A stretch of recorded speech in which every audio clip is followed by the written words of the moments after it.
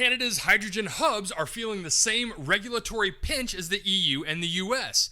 What can be done, and where should we as the hydrogen value chain focus our attention? I'll go over all of this and give my thoughts on today's Hydrogen Podcast. So the big questions in the energy industry today are: how is hydrogen the primary driving force behind the evolution of energy? Where is capital being deployed for hydrogen projects globally? And where are the best investment opportunities for early adopters who recognize the importance of hydrogen? I will address the critical issues and give you the information you need to deploy capital. Those are the questions that will unlock the potential of hydrogen, and this podcast will give you the answers. My name is Paul Rodden, and welcome to the Hydrogen Podcast. In an article in Reuters, Paul Day writes, Canada's hydrogen strategy advances, but challenges remain. Paul writes, Canada unveiled its clean hydrogen strategy in 2020, and in a May 2024 progress report, the government highlighted a slew of developments, including the introduction of investment tax credits for hydrogen production, clean technology and manufacturing methods, and carbon capture, utilization, and storage. Some 80 low-carbon hydrogen projects have been announced, representing an expression of interest of over 100 billion Canadian dollars or 73 billion US dollars in potential investment, as well as the establishment of 13 low-carbon hydrogen production facilities. Projects are also underway to boost demand across the energy spectrum. In a quote from Michael McDonald, Natural Resources Canada spokesperson, hydrogen continues to have a role to play in meeting global energy needs in the context of energy security, energy transition, and the broader climate imperative. This provides significant investment and export opportunities across Canada. In March, the government finalized an export accord with Germany, together committing around 600 million Canadian dollars to establish a transatlantic hydrogen corridor. However, since the original strategy was announced 4 years ago, developers and producers alike have struggled with a slow rollout of government subsidies, few final investment decisions or FIDs, insufficient infrastructure, and uneven definitions of what constitutes clean hydrogen.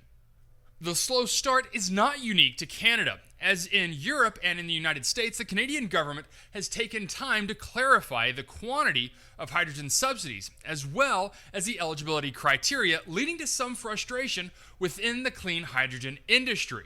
In a quote from Yvette Vera Perez, President and CEO of Canadian Hydrogen Association, the fact that we have taken so long to legislate an ITC or an investment tax credit and there's no clear application process is hard, saying you cannot say that it is only late in Canada. It's everywhere. The Clean Hydrogen Investment Tax Credit, or the CHITC, was first introduced into the 2022 Fall Economic Statement, though it was not passed into law until June of this year. The CHITC was passed with the Clean Technology ITC, the CCUS ITC, and the Clean Technology Manufacturing ITC. Together, they represent a 93 billion Canadian dollars in federal incentives by 2034 to 2035. And will play an essential role in attracting investment, supporting Canadian innovation, and creating jobs. This is according to the government.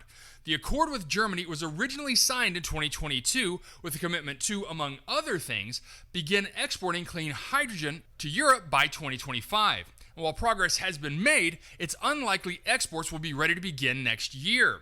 And a quote again from Iva Perez, I've been in Germany with our members, and we have made a lot of progress.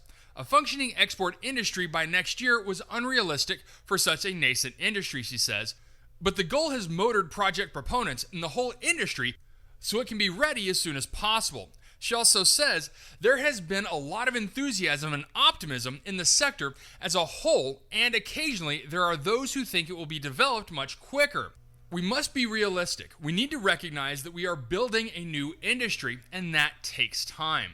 Canada is a net exporter of electricity, generating just 2% of global production while being one of the top exporters, sending some 9% of its power abroad. Exporting hydrogen, however, poses its own challenges. In a quote from Kyle Hayes, partner at Foley & Lardner, who serves as co-chair of the firm's hydrogen practice, it's a good policy, but there are a lot of difficult factors. The liquefaction process associated with hydrogen, a lack of availability of ammonia carriers, and then the costs associated with regasifying on the other side. Other uncertainties include how to stimulate demand and find the off-takers for the subsidized gas produced. And a quote from Hayes, "The lack of a robust universe of off-takers creates a snowball effect in that it generally means a lack of financing, and therefore it somewhat limits the universe of viable producers to its strategies, who do not necessarily want to dip their toes into the water alone. And so you reach this impasse." New and developing technology also means some methods for hydrogen production aren't included in the ITC, a loophole that could potentially sink certain innovations. Aurora Hydrogen, which has signed a memorandum of understanding in Edmonton, Alberta, is working on methane pyrolysis and microwave technology. The method is considerably more efficient and, as such, a much more economical method of clean hydrogen production than electrolysis, or steam methane reforming, according to Aurora Hydrogen's CEO Andrew Gillis. The technology has a patent in Canada and the United States, and the company in July received $3 million Canadian dollars from the government to scale production, and another $1 million from the non-for-profit NGIF Accelerator. However, methane pyrolysis is not included in the ITC. In a quote from Gillis, "There is a lot of emerging technology that we think is going to be really important, but the regulators haven't necessarily caught up to that yet." Canada, the second largest country in the world by landmass, but with a population that is half the size of Britain, has seen an uneven distribution of hydrogen projects between Nova Scotia on the Atlantic coast and British Columbia on the Pacific coast, and almost 6,000 kilometers away. Some of the greatest advances in clean hydrogen production have been seen in British Columbia and Quebec, each of which have received around 90% from hydroelectricity, while heavily forested Quebec has also begun work on production from biomass. Alberta, an oil and gas-rich province, has taken steps toward the production of hydrogen via SMR, much of which is being funneled toward the massive agriculture sector for fertilizer production. Regional use of clean hydrogen is low-hanging fruit for decarbonizing hard-to-abate industries. This according to the president and CEO of Source 3, Ayaz Kokar, with larger-scale projects contingent on developing infrastructure and transport, such as by Canadian National Railways on the West Coast export projects. The Power-to-X company in July signed an MOU to collaborate with the Skeena Clean Hydrogen Hub in British Columbia, which will produce up to 50,000 tons of low-emission hydrogen, ammonia, e-fuels, or sustainable aviation fuels a year. Provincial approaches could be viewed as existing in three categories, including jurisdictions that just talk about it or pay lip service to the industry, those involved in structuring and policy work, and those busy with implementation. This is a quote from Kokar. "The key to working within such a changing political environment was the ability to pivot rapidly if a province or region is not ready for the fuel you're producing." This again according to Kokar. He's also quoted as saying, "While we are focused on hydrogen production from renewable energy sources in Canada, our implementation strategy is to keep pace with market acceptance and uptake. In short to medium term, our focus is on various applications, including derivative and e-fuels, with long-term goal of use in its own form." Okay, so the hydrogen economy in Canada is also looking at the political and socioeconomic hurdles that have been plaguing the US and the EU, with offtake and subsidy distribution being key factors that are holding up project development. Now, I do understand the importance of detailing and getting a complete understanding of what makes clean hydrogen clean. But that's also the problem. Those controlling the government pocketbook are having a hard time drilling down to what clean hydrogen is. The EU and the US both rolled out a 3 pillars program, but the US has pulled back on that and has yet to release its finalized regulatory framework. But with that said, we've already seen 3 hubs get their initial funding, one of which, ARCH2, will be reliant on blue hydrogen for at least some of its hydrogen production. So there are very murky waters when dealing with federal subsidies and loan programs. Again, making it understandable why investment in offtake has been so minimal. The risk is astronomical. And that's not the biggest aggravation, at least to me.